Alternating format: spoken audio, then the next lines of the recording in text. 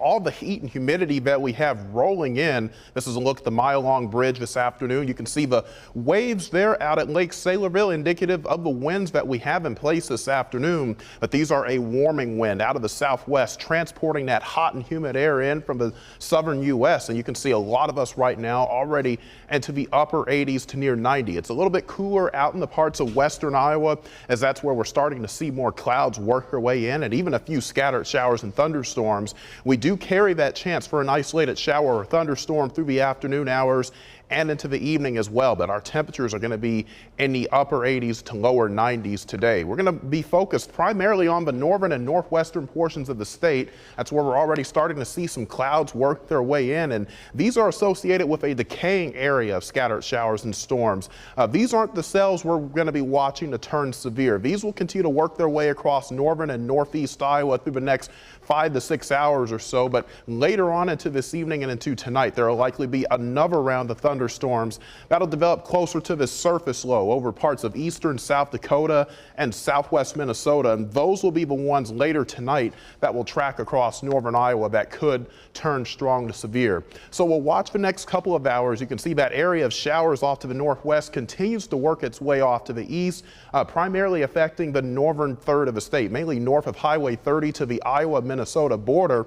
Those will push off to the east, and then we have a lull this evening, maybe some clouds in place, but watch here in the parts of southern Minnesota. That's where we're going to watch for another round of thunderstorms to develop late this evening and then move into northern and northeast Iowa. Again, these could shift a little bit because the models are not handling this activity very well, so don't take this verbatim, but do note that we could see a few isolated strong to severe storms around the late evening and into around the midnight hour in the parts of northern and northeast Iowa.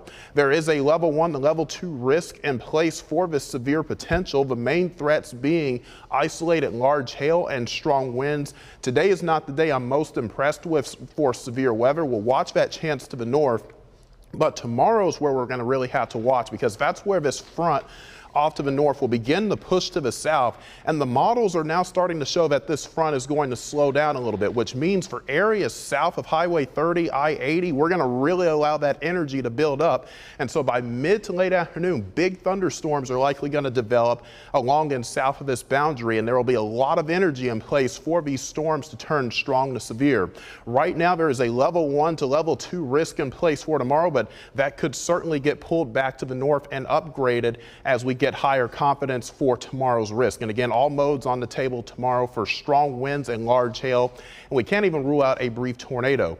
Now, by the time we move into Friday, that front pushes to the south and we get a brief reprieve, drier and cooler air, as temperatures are only going to make it into the upper 80s, but enjoy that, because look at the next 8 days or so, or the next 5 days, as we see those high temperatures work their way into the upper 80s, lower 90s Sunday and Monday, and then we add in that very oppressive humidity next week. That'll push those heat indices up over 105 degrees. So we'll be watching that the next several days. Again, the storm chances today mainly to the north.